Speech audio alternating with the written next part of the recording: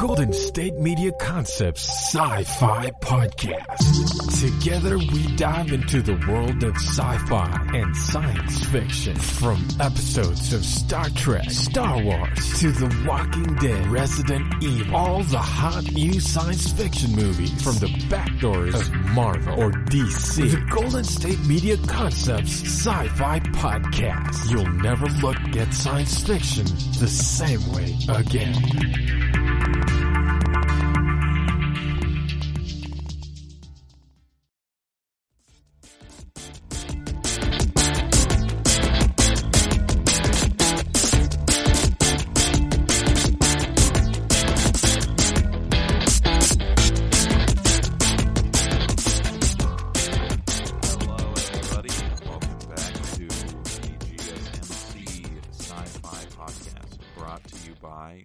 GSMC Podcast Network.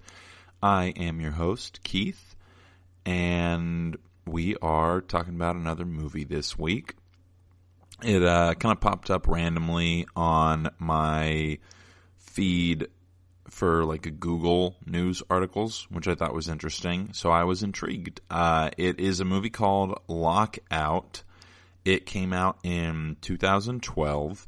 And it kind of like randomly spiked into the top 10 movies being played on Netflix in the last few days, which is odd because it really doesn't fit into a lot of the normal like stereotypes that you would expect from a movie that's in that particular region of top played things. So when I was reading the article on it, I thought it might be interesting to talk about, you know, what is it that makes like certain, or what parts of science fiction are easily made to be appealing to large audiences? What about this movie is good as far as like from a storytelling and a writing perspective?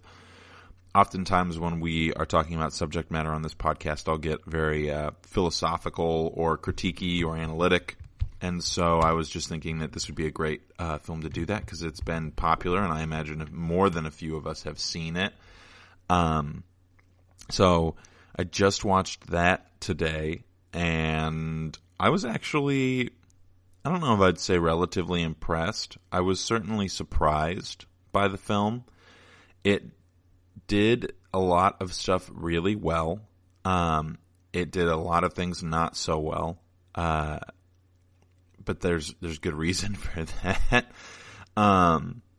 I've been having a discussion with some friends of mine lately about the handling of women in their roles in film and things like that, and specifically around the ideas of like gender roles and violence and things like that. And we don't get terribly political on this particular podcast or any of the podcasts on the GSMC network, so I'll keep my statements pretty benign, but the best way that I would say to phrase this is that it's pretty obvious that there were no female people on staff in the production staff or the directing staff. It's definitely interesting to kind of look at things with fresh eyes, or with specific bits of knowledge. So I will say in advance that this film is definitely like hypo-masculine and very much kind of like I would qualify it in the same way that I would qualify like the movie Drive. It's targeted to a very specific audience, a very specific type of viewing experience, and that's not bad ultimately, but it also doesn't necessarily reflect a truly profound story with a lot of like philosophic and metaphysical content. Which is why I kind of wanted to like premise the discussion with like the fact that we're going to talk about how it does its pacing and things like that. Because ultimately science fiction, while it is it's primarily, in my opinion, its primary and ideal use is as a vessel for self-reflection and examination of the human experience. In some instances, science fiction can just be fun.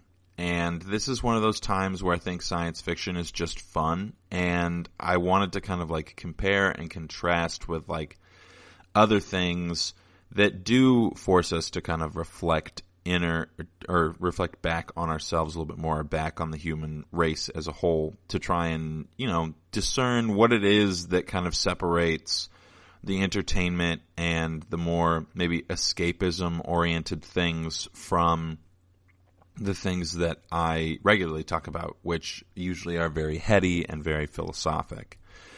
So I also just realized at the top of the podcast, I just kind of went straight into it. So hi, I hope everybody's doing well. I know that I am personally getting a little stir crazy with this whole COVID thing. I had this phenomena happen to me last week where like every day felt like the same, and I was like stuck in this weird Groundhog Day movie, and that was not fun. So I really hope that everybody is out, or is getting out of their house, walking around. If you live in a place where there's sunshine, go out and enjoy the sunshine. Call your friends, Zoom meet with them. It's definitely important for us to be sure that we're connecting with other people when we're stuck at home. I know for me, Discord has a screen share, and so you can kind of like rig up some shared online games with friends, or Jimmy rig a Netflix movie with your friends if you want to. I know that there's been a few people I know who've done that. And then a big thing, also Netflix Party is just an extension built into Chrome that you can use to kind of like, you just send them a link and then they get to watch with you, and there's a chat and everything. So that's been a lot of fun. I've done that with several movies. So I highly recommend like giving that stuff a shot.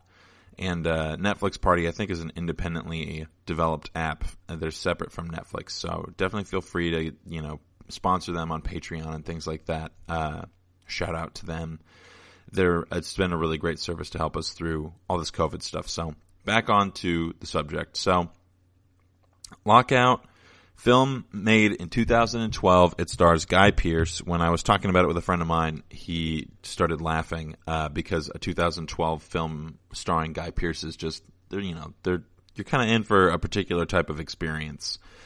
And he was not wrong.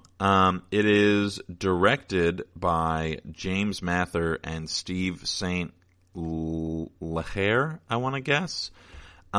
Those two guys are both, at least in part, responsible for The Fifth Element, which is a film that I've mentioned several times on here as being like a very good, like more hard sci-fi science fiction film that I've found a lot of enjoyment in. It's a great like rainy day sick movie for your kids, kind of like The Princess Bride. It's just like comical and over the top, and it stars Bruce Willis, so how can you not like it? But the basic plot of Lockout is a man wrongfully convicted of conspiracy to commit espionage against the United States is offered his freedom if he can rescue the president's daughter from an outer space prison taken over by violent inmates. And I know what you're thinking. It sounds like the plot of at least one movie that I've heard before. Well, you and the the members of the John Carpenter team, or John Carpenter himself, would agree, because in 2015, John Carpenter won a plagiarism case against one of the gentlemen who helped write this, that proved that it was basically just Escape from New York and Escape from LA, with more science fiction skin put on it because the jail is in space. And I just want to say, right from the very start, this movie is barely science fiction. Even like the advanced quote unquote technology is not all that advanced. This is like super near future for us. Well, for us, I don't know. In 2012, it was still super near future. It's basically just, what if the space station had like real gravity on it, and we kept prisoners out there? It's kind of like if we could, like the original use of Australia in some capacity. So as far as does this have to be in a science fiction world, we're already kind of looking at that box and saying no, it doesn't. And that doesn't necessarily preclude it from being good, because there are plenty of other things that don't have to have been in a science fiction universe and they were still good. Star Wars, great example of that particular thing. Because the journey of the individual through the film it doesn't require the presence of science fiction elements. It's a basic plot line that is complete with certain tropes and cliches that help to move the story along. And really the setting just kind of serves as like a way to change the premise up from the original options available to filmmakers or storytellers. So I definitely would say that as far as, checking our box, is this high science fiction or is this good science fiction? We're already kind of starting out on the wrong foot, but that I don't think was the point in the movie, and we'll kind of talk more about that right after this quick commercial break. You really can't underestimate the importance of having the right creative work for your brand or your product. Whether it's a logo, a website, a book cover, or an ad campaign, you really need a quality design to make that big difference pop and deliver your overall engagement and success in a competitive market. That's where Design Crowd comes in. Design Crowd has over 750,000 designers from Sydney to San Francisco ready to help you with awesome creative ideas. They make crowdsourcing work for you. So if you need a logo or you're working on your creative branding, you can go to designcrowd.com and post a brief describing the design you need. And then within about 2 to 7 days, you'll receive up to over 100 different designs from designers around the world. Then you pick the best design and approve payment to the designer. So you're only paying for the design that you want. It takes a lot of the guesswork out of freelancing and out of crowdsourcing. And you don't have to be a huge company like Harvard Business School to use Design Crowd, although they have used it as well. You can start a project on Design Crowd for as little as $99. And if you go right now to designcrowd.com/health and wellness or enter the promo code health and wellness on their website, then our health and wellness listeners will receive up to $150 off of your design project. That's designcrowd.com/health and wellness or entering that promo code health and wellness.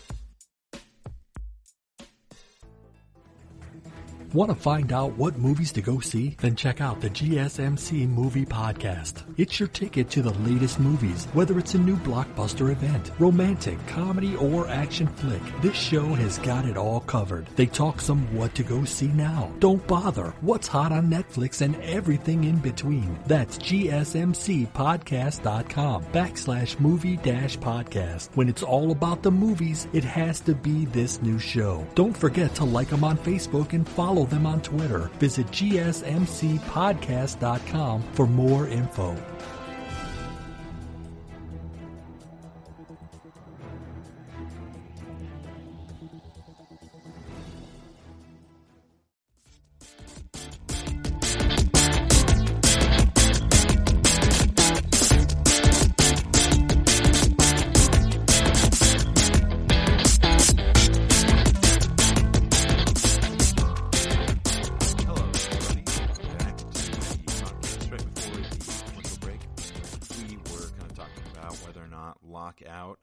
The film Lockout needed to be set in space. The conclusion was no. And, whether or not that is something that is a requirement for good science fiction.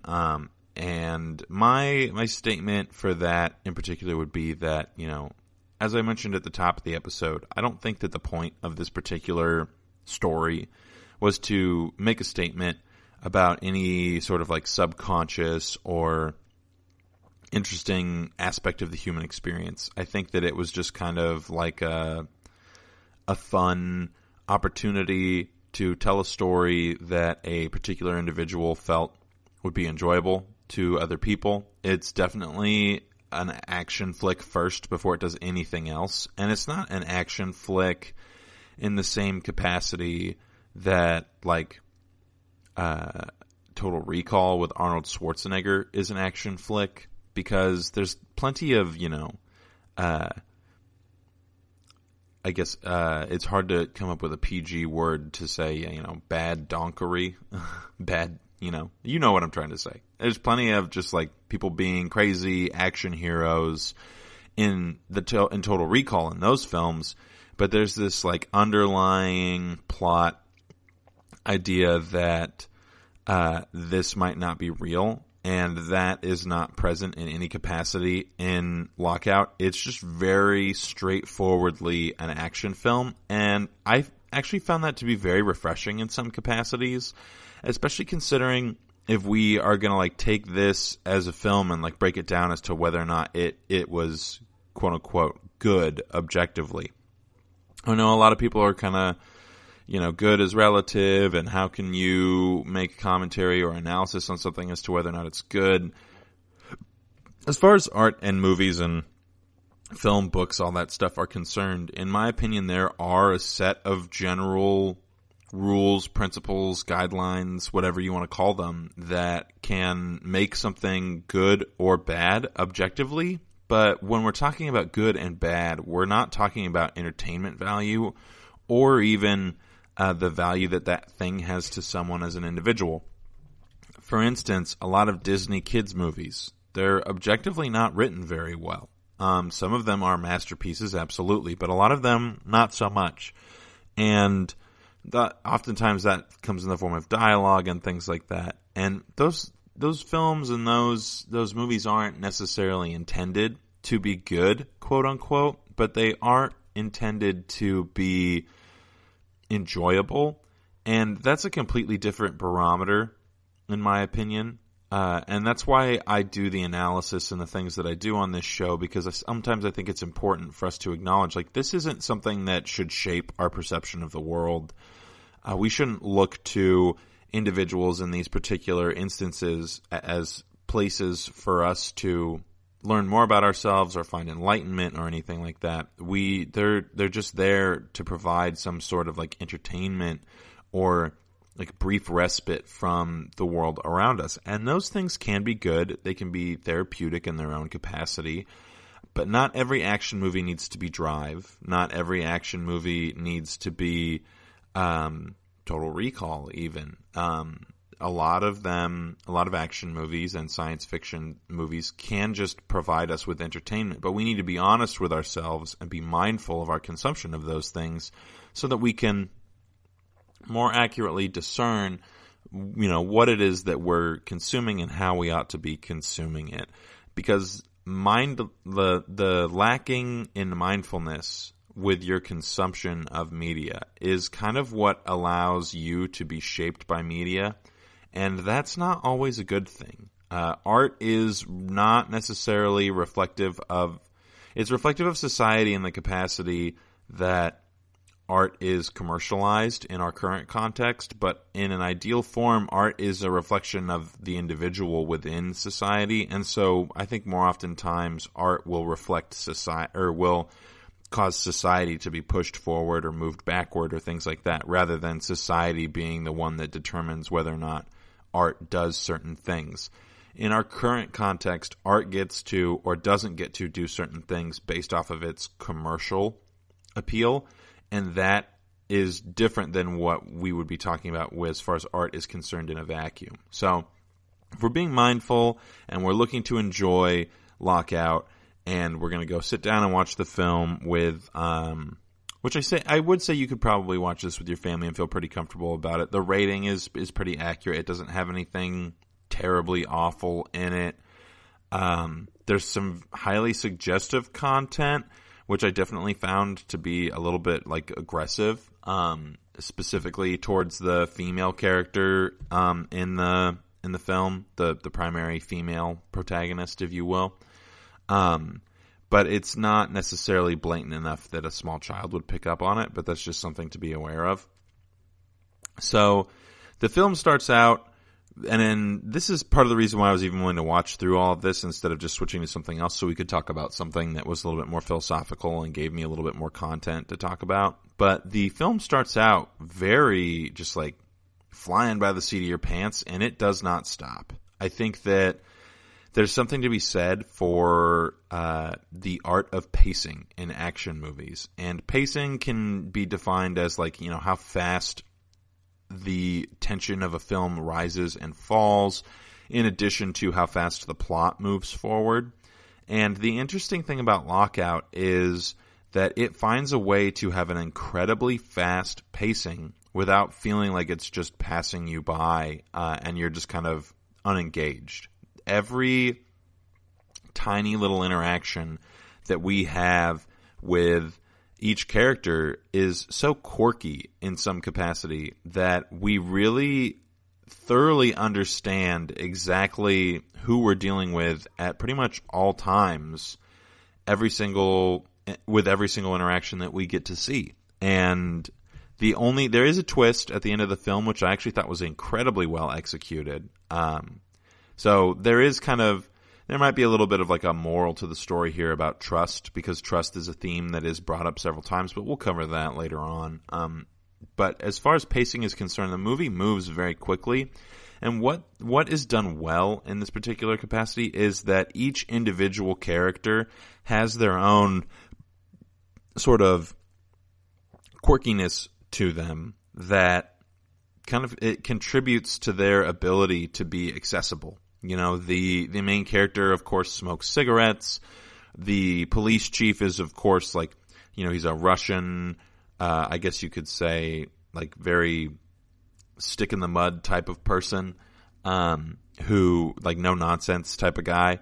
And it seems like there's really nothing that they won't resort to in order to get what they want out of a situation, which I found to be very interesting, because supposedly this guy works for the Secret Service for the United States of America. And I think it's really funny. One of my favorite things often that you'll see in like films that are really, really bad is that the premise of who they work for or why the characters are doing what they're doing is just not established in any capacity, and it's not based in any form of realism. And they'll try to like make it seem real. This film never bothered to pause and say, oh, by the way, this is real. Like, the entirety of the film, the pacing in itself and the quirkiness of the characters, all of them contribute to this general atmosphere of like, yeah, we know this is tongue-in-cheek and we're not trying to make it more serious than it actually is. Just like sit back and enjoy the ride. And in doing so, the writers of this kind of forced us into like a ride a roller coaster type of experience where things are just kind of like happening in front of you at light speed, and you're able to somehow find pause in each one of them and enjoy it. So we're going to keep talking about this right after this next quick commercial break. You really can't underestimate the importance of having the right creative work for your brand or your product. Whether it's a logo, a website, a book cover, or an ad campaign, you really need a quality design to make that big difference pop and deliver your overall engagement and success in a competitive market. That's where Design Crowd comes in. Design Crowd has over 750,000 designers from Sydney to San Francisco ready to help you with awesome creative ideas. They make crowdsourcing work for you. So if you need a logo or you're working on your creative branding, you can go to designcrowd.com and post a brief describing the design you need.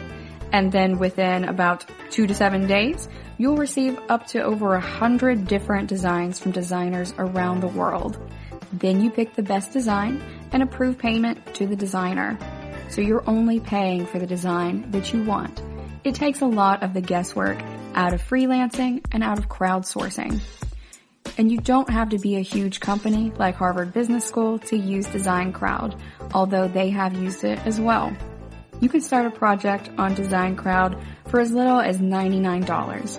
And if you go right now to designcrowd.com/health and wellness or enter the promo code health and wellness on their website, then our health and wellness listeners will receive up to $150 off of your design project. That's designcrowd.com/health and wellness or entering that promo code health and wellness. Tired of searching the vast jungle of podcasts? Now listen close and hear this out. There's a podcast network that covers just about everything that you've been searching. Hey! The Golden State Media Concepts Podcast Network is here. Nothing less than a podcast bliss with endless hours of podcast coverage. From news, sports, music, fashion, cooking, entertainment, fantasy, football, and so much more. So stop lurking around and go straight out to the Golden State Media Concepts Podcast Network. Guaranteed to fill that podcast itch. Whatever it may be. Visit us at www.gsmcpodcast.com. Follow us on Facebook and Twitter, and download us on iTunes, SoundCloud, and Google Play.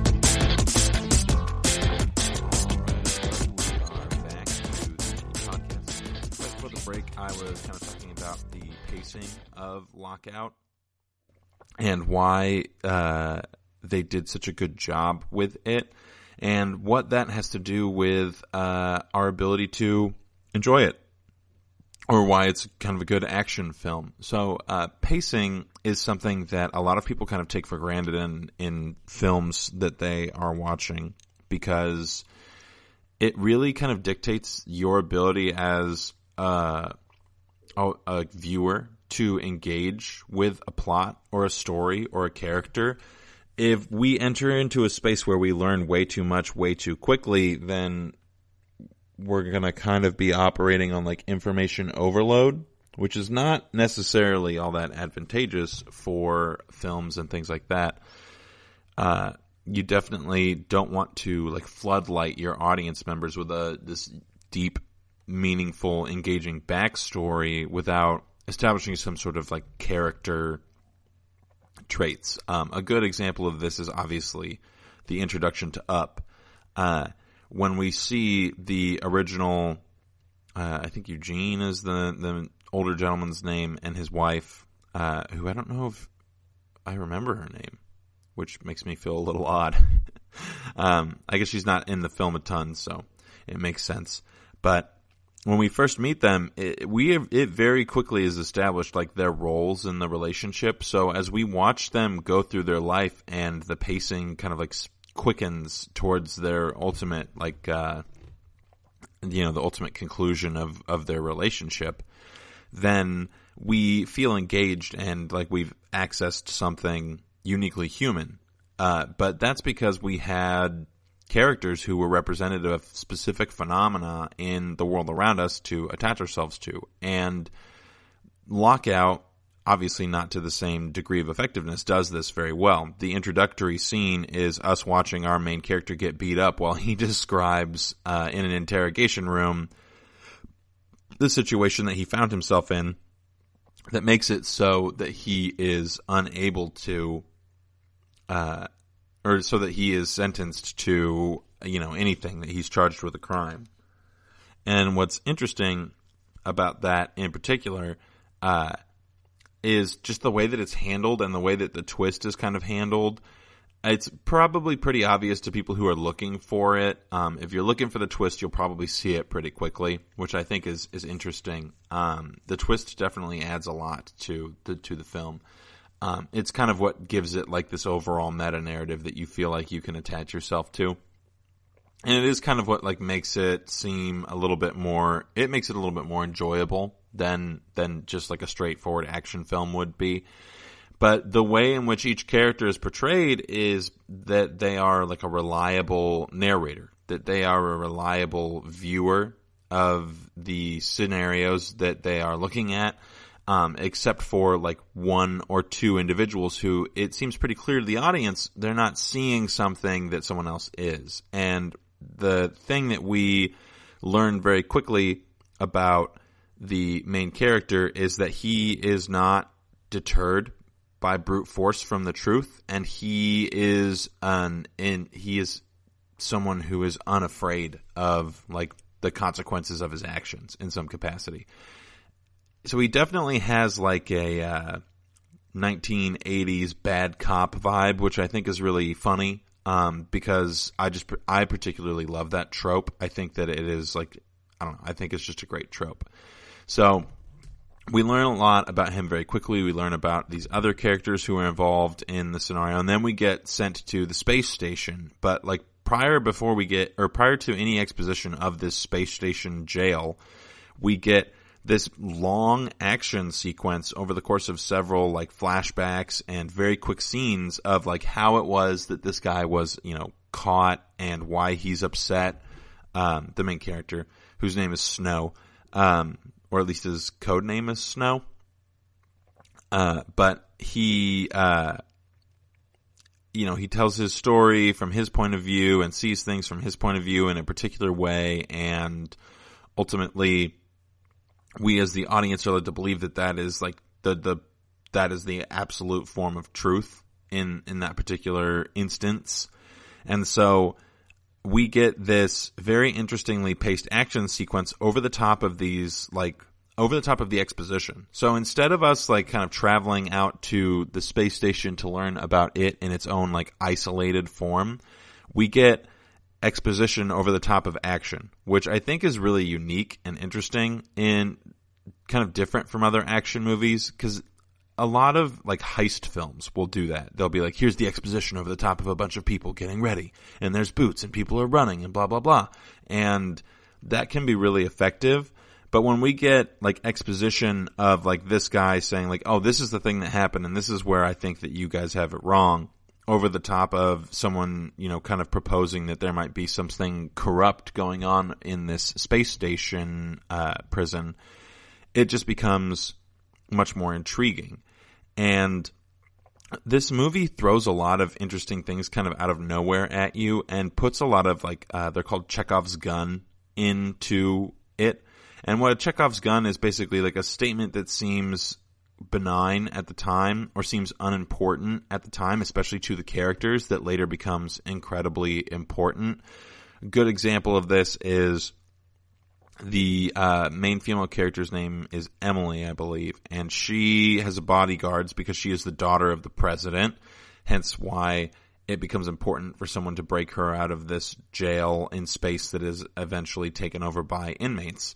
But the inmate, she requests to interview an inmate under the premise of hoping to find out the effects of hibernation on individuals who are locked up in this prison, because instead of having people awake and conscious for their sentence, they basically lock them in like a coma, an artificial coma, for the allotted amount of time that they're sentenced for, which don't even want to get into the moral implications of that. It's pretty crazy to think that that would be a system that individuals would think was acceptable conditions to keep human beings in. Regardless, it's just kind of like, it depends on your philosophy on what the purpose of the justice system is. Is it to dole out punishment, or is it to rehabilitate individuals in order to prevent them from repeating the same crimes again? Because if the point of it is just to punish, then, we're not. Anyway, that's not psychologically what's going to contribute to the most ideal form of society. And we can prove that using data. But like I said at the top of this podcast, this is not a political podcast. I am not here standing on any particular soapbox other than to say, punishment does not deter criminals, and that can be proven by numbers. But regardless, so she believes that individuals who are being held in this particular prison are being held not only because of their criminal records, but also in part because they're being held in this specific way, in part to be experimented on by companies that are interested in deep space travel. So they're using prisoners who are in this space station as guinea pigs for deep space travel experimentation and kind of like hiding it under the rug. And so she goes up to try and figure out if this is the case. And we find out that some individuals who undergo the procedure to be put into the coma lose their minds. They'll experience symptoms of like dementia and things like that, or Alzheimer's even, where the mind just kind of deteriorates to the point of being essentially useless. And she gets to interview one individual, and this is the first example of like a good Chekhov's gun in the film, and I will talk about it right after this quick commercial break. Watching TV has changed over time. Streaming has become the new norm. That's why Golden State Media Concepts television podcast dives headfirst to the world of cord cutting. Want to be on the loop of what's hot in Netflix? Or if it's not a preference, what about original shows in Hulu? We've got you covered. Join us as we fill in the blank and talk about movies to stream and what show you should be binging. This is the Golden State Media Concepts television podcast.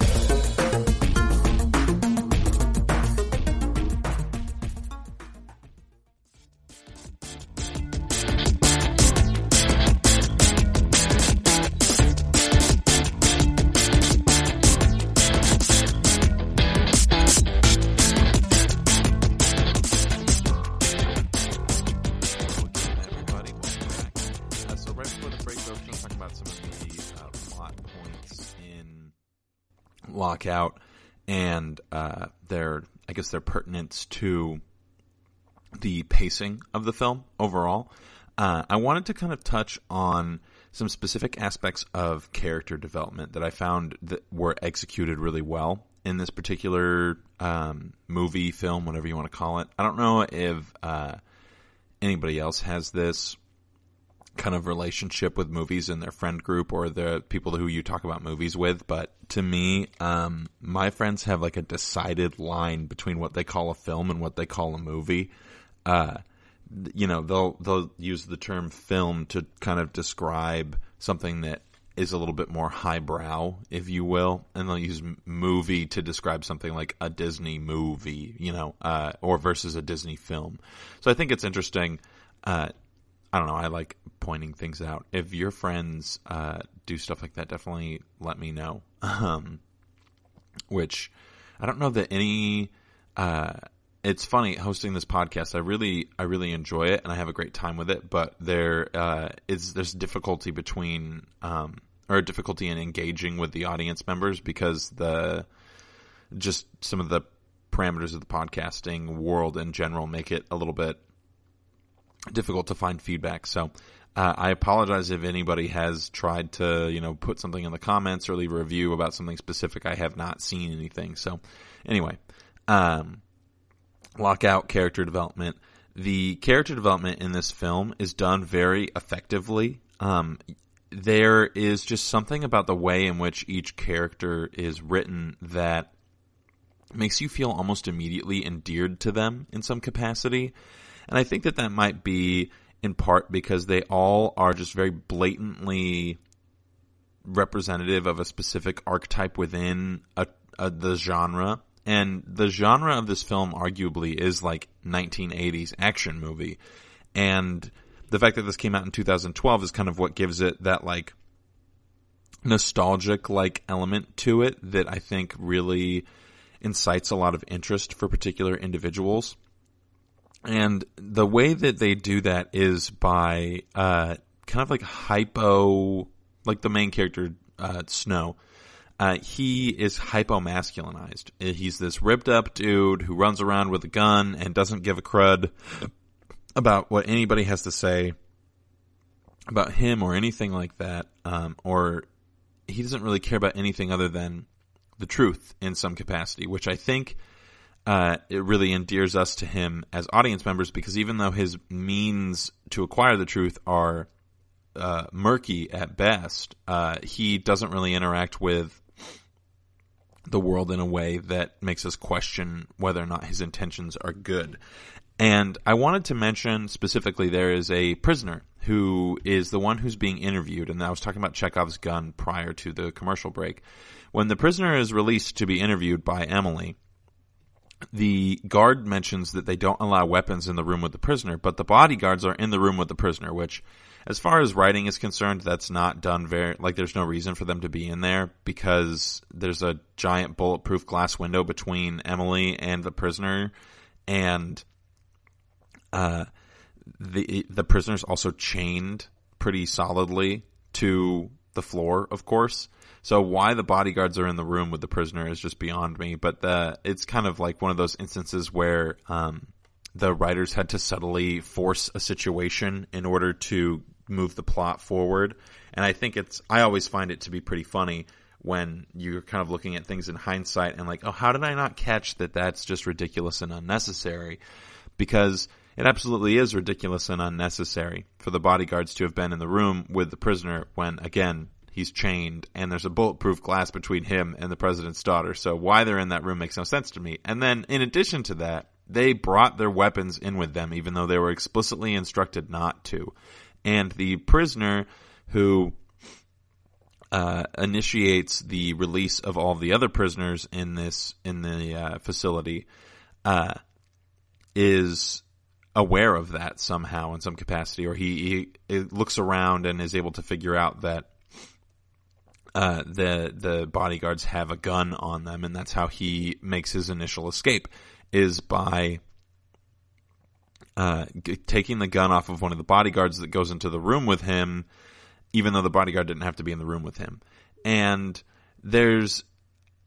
we're kind of just very rapidly thrown into this world of this like crazed madman, because he releases all of the prisoners by holding people hostage, and then they decide that they're going to hold everybody on the station hostage and use them as bargaining chips for individuals to get out of prison.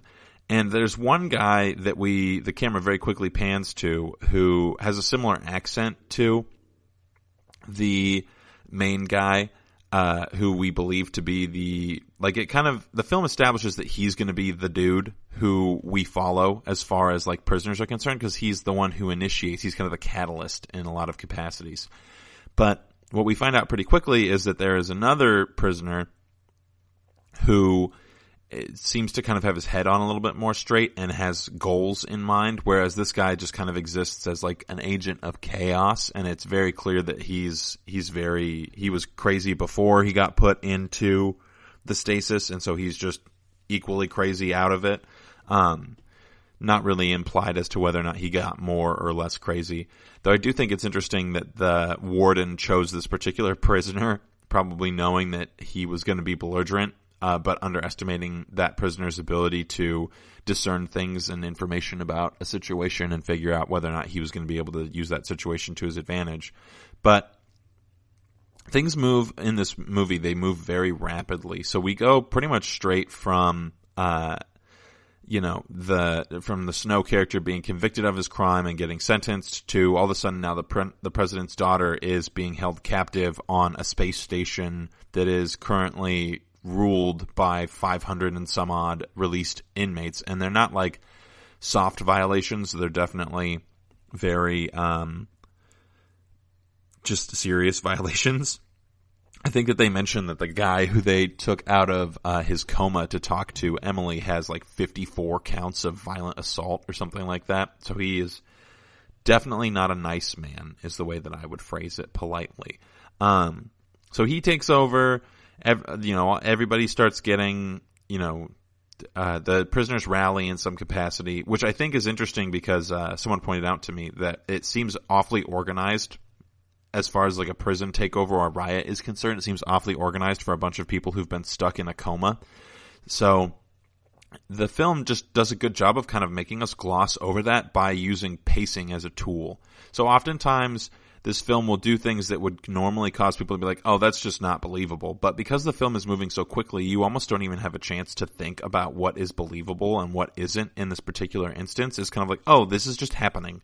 And I think that is a really good tool in writing that people don't take advantage of often enough, and I would like to see it taken advantage of more in action movies, because oftentimes they'll spend individuals who are writing movies will spend a lot of time in this exposition phase, hoping that the exposition is going to make the movie more believable. But sometimes you just have to throw believability completely out the window and say like, well, we're just going to write it. And I think that that's kind of what happened with Lockout, and which is why it has this similar feel to like any Bruce Willis action movie where it's just like boom, boom, boom, action scene, action scene, action scene. Things are happening, funny quips, one-liners. Like it's just a lot of those tropes contributing to our ability to watch the film and not be caught up in whether or not something is potentially real or not. And that is one of the big differentiating factors between this and something that would be like high science fiction.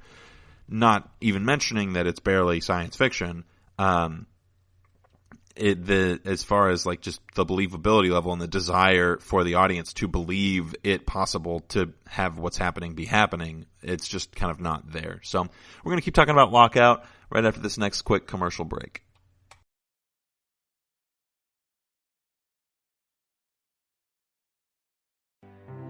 The GSMC Life and Happiness podcast takes you on a journey of exploration. We'll discuss tried and true methods alongside the latest trends of how to best live your life to its fullest and happiest. From psychology to meditation, science to self-help books, the GSMC Life and Happiness podcast will help you to discover what makes you happy and how you can live life being the best you possible. Download the GSMC Life and Happiness podcast on iTunes, Stitcher, SoundCloud, Google Play, or anywhere you find podcasts. Just type GSMC in the search bar.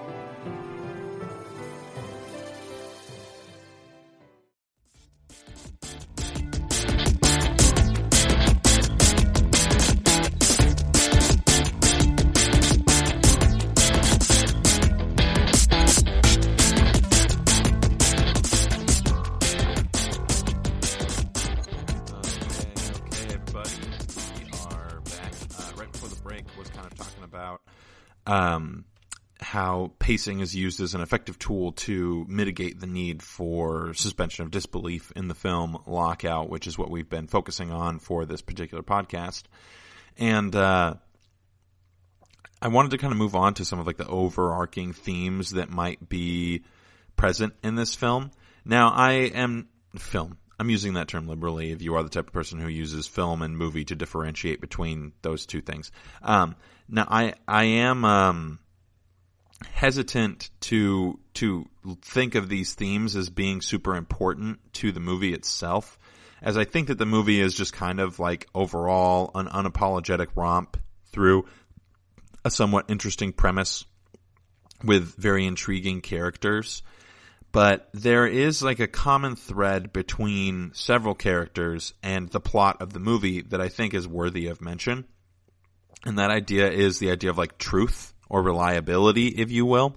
So if you look at the motives of almost every character in the movie, they all are kind of searching for, in some capacity, trust. The main character believes that his someone who was close with him was killed because he was falsely accused of selling secrets, and he believes that there's this kind of like more grand conspiracy happening within the agency that he works at. The prisoner who does the interview with the prisoner who does the interview with Emily at the beginning, towards the end of the film, starts to kind of harp on those like similar values, though I think that he is more representative of like what happens when you believe that people are worthy of trust. I think a lot of this movie is kind of to make individuals think like, well, who or what is really worthy of my belief in that thing. Though that might be a little bit too much profundity for this particular flick. Regardless, the prisoner who comes out of hibernation and starts to be the like main vessel for negotiations between the secret agent people, the Secret Service, and the prisoners on board, he makes it very evident based on one of his first interactions with individuals who are working with the people who are negotiating for the hostages.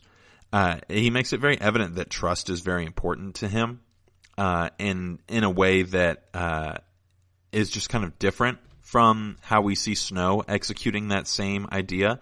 But in addition to that, even the characters who we believe to be antagonists within the agency themselves are looking for the truth in some capacity. And even more so than that, Emily is looking for the truth throughout this entire film. There's kind of just a lot of things that are shrouded in this odd sense of like comedic secrecy, kind of in like a satirical Shakespearean type way, where each individual is hiding something and simultaneously trying to figure out what it is that other people are hiding and why they're hiding it. Though some of the, everybody has their own belief in the narrative and a particular set of motives as individuals, and so that's inevitable that you get that when you write characters.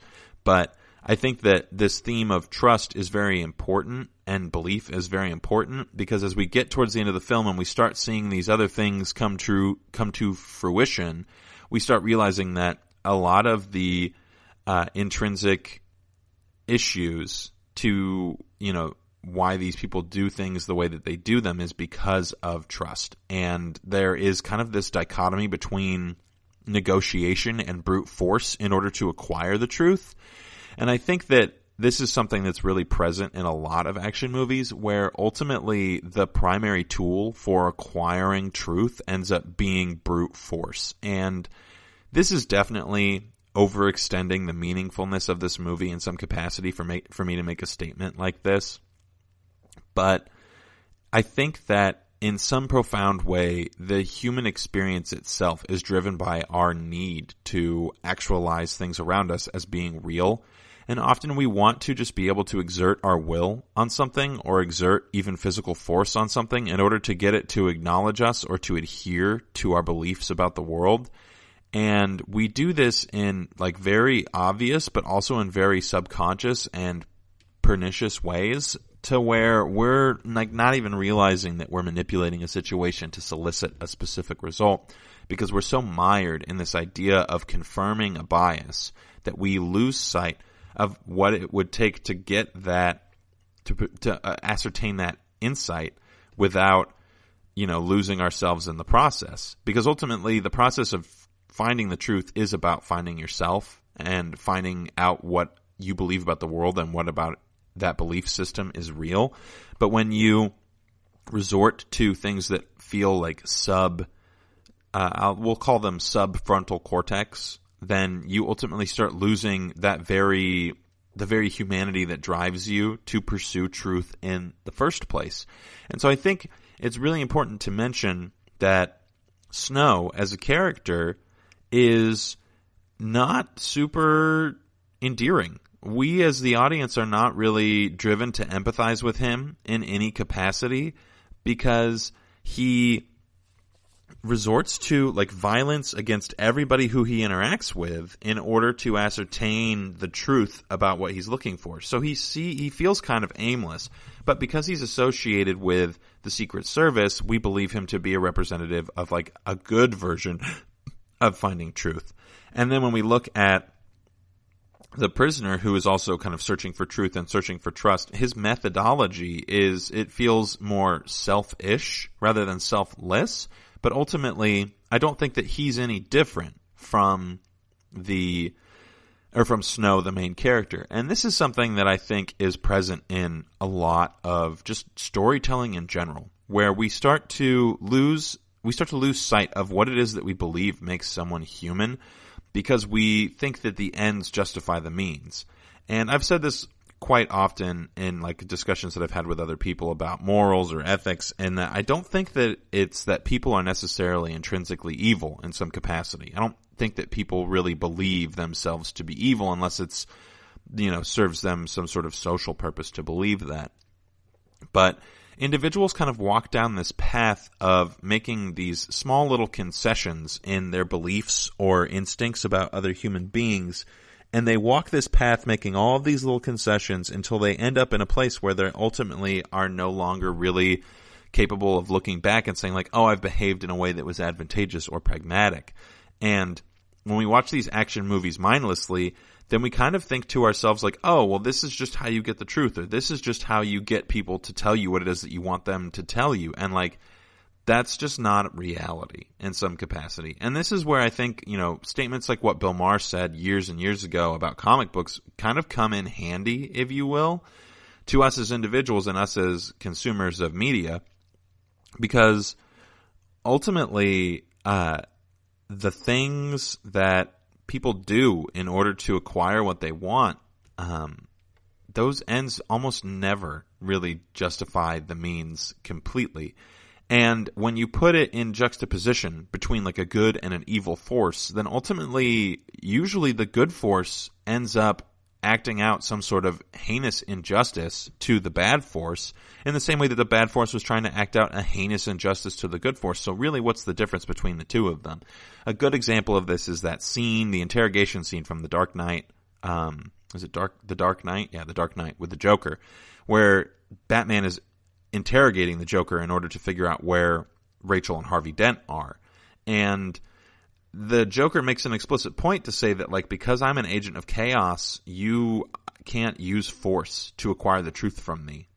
And then Batman is forced to kind of like, I don't know exactly, he continues to apply force to get the truth out of the Joker, and the Joker ends up lying to him, which I believe was the intent of the Joker the entire time, because he is just playing a game. But it's just funny that, like, in some capacity, that feels like a small victory for Batman, because he gets what he wants out of the Joker, the location of the two hostages. And ultimately, the ends don't justify the means for him, because even though he got the answer that he thought he wanted, it was a lie. So it wasn't really the answer. It was an answer, but it wasn't the right one. And so he's kind of forced to look at himself as being like, well, why? How are my motives any different? And I think that that's part of, like, the heroic journey that Batman goes on in those Christopher Nolan films. So we're going to take one more quick break, and then we'll finish our discussion on Lockout and its relationship with other films.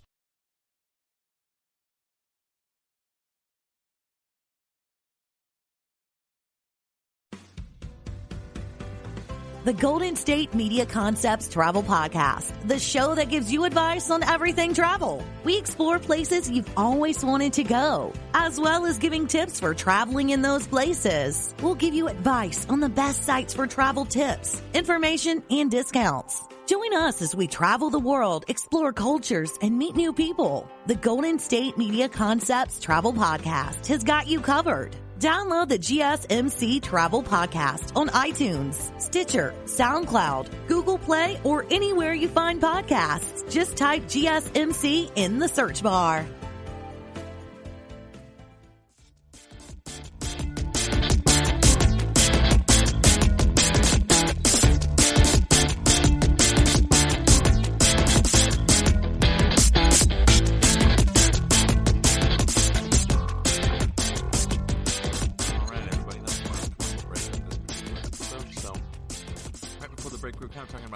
Universal themes that you might see in the movie Lockout, specifically on this idea of, like, the pursuit of truth and what it is, or how far we are willing to go as individuals in order to pursue that particular truth. And the conclusion that I think that a lot of us should be drawing, especially when we watch these action movies, is, you know, what is the cost of the truth? And even at the end of this movie, they end up deciding that they're just gonna blow up the entire prison complex with all of the people on it.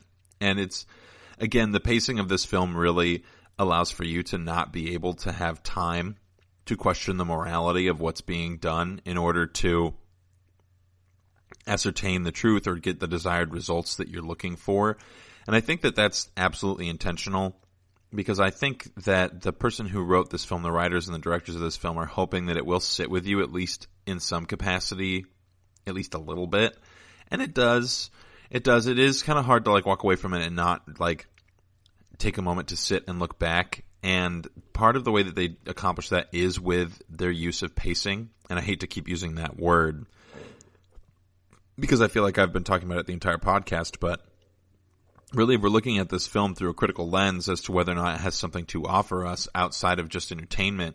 We have to start kind of looking a little bit deeper, maybe within, like, storytelling tropes themselves, rather than just this movie specifically.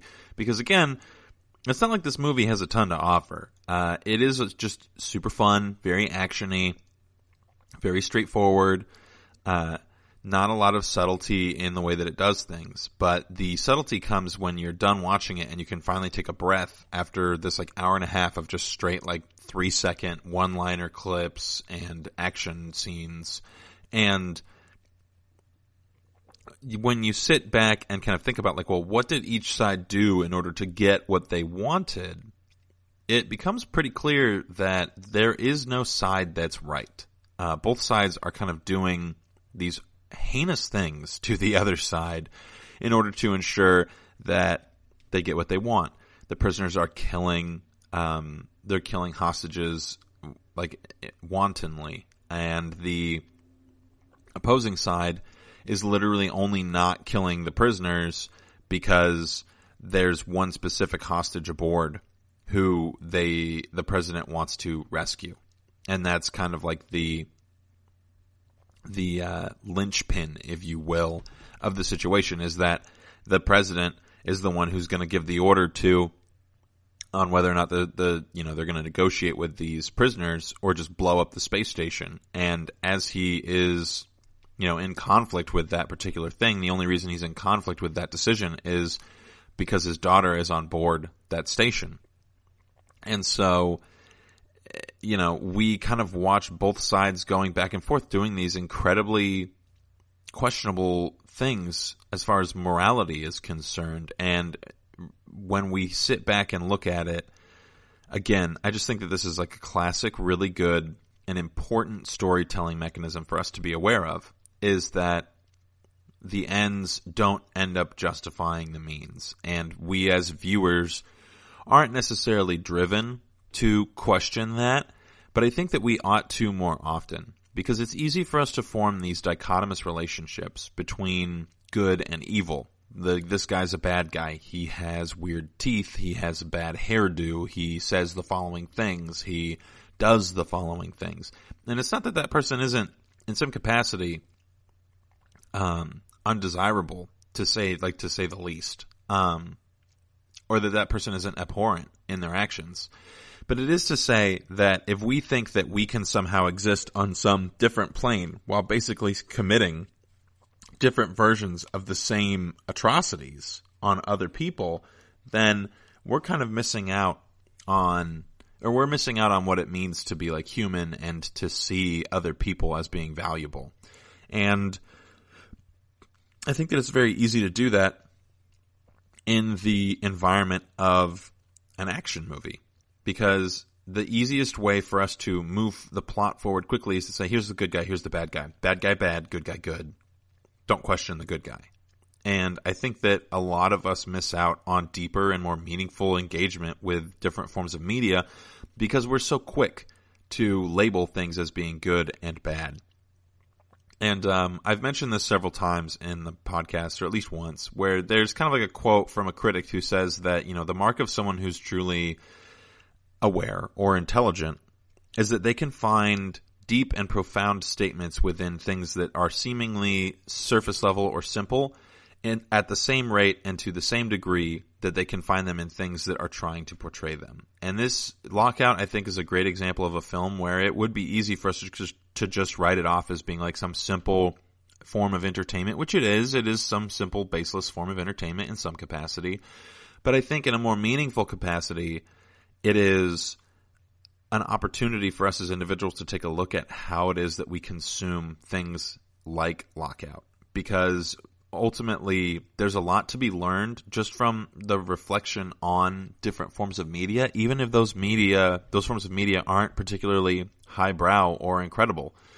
And I think that, it's important for us to constantly be trying to, sharpen the instrument of our mind. And part of doing that is watching things that are simple and maybe sitting with them a little bit afterwards and wondering, like, what were they trying to say? I think that Lockout is a statement, or is just an entertaining movie, but if you look at it through the right lens, it's a statement on the idea of trusting what is or isn't real, and what you're willing to do in order to acquire that truth, and what you do after you've acquired that truth.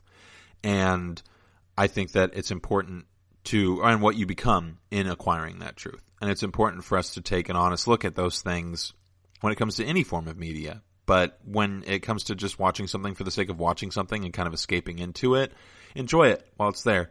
But if you're looking to be mindful about your consumption of it, it's pretty easy to get analytic and look at things afterwards and be like, oh, okay, well, this situation is obviously unrealistic and this is kind of like why, and, maybe not necessarily draw a hard moral conclusion of your own accord, but draw a conclusion nonetheless about something. And I think that that's important for us to do when it comes to us consuming any form of media. So that about does it for this week. I hope I didn't turn something that was into like a mindless action movie into something that's way too philosophical for you to enjoy in the same capacity. I personally just really like reflecting on things that are seemingly simple and finding the complexities within them, because they're written by human beings, and ultimately human beings are complex. They're very difficult to understand in a lot of different ways. So that is about all I've got for you guys this week. There's a movie on Netflix called Drive, and The Killing of a Sacred Deer is also on Netflix. The Killing of a Sacred Deer is the same director as The Lobster, so if you liked The Lobster, definitely check out The Killing of a Sacred Deer. I really enjoyed Drive. I just watched it last night for the second or third time in my life. It's really good. It's very similar to Lockout, but just a little bit more artsy. So I recommend checking those two films out. Definitely leave us, a click subscribe, leave us a 5-star review. You can leave us any review you want, but we would prefer it to be 5 stars, obviously. Let me know in the comments your thoughts, and things like that, and what your experience was like watching this movie. So thank you so much for joining us this week. On Sunday, I'll be back with another chapter of Hyperion, and that about does it for me. Have a great day, guys. Stay safe. I hope we all can look forward to some sense of normalcy returning to our lives as different sanctions are lifted. And as the sanctions are lifted, make sure that you follow your local ordinances and stay safe and keep yourself and others healthy. That's very important. So thanks, everybody. Have a good day. You've been listening to the Golden State Media Concepts Sci-Fi Podcast, part of the Golden State Media Concepts Podcast Network. You can find this show and others like it at www.gsmcpodcast.com. Download our podcast on iTunes, Stitcher, SoundCloud, and Google Play. Just type in GSMC to find all the shows from the Golden State Media Concepts Podcast Network, from movies to music, from sports to entertainment, and even weird news. You can also follow us on Twitter and on Facebook. Thank you, and we hope you have enjoyed today's program.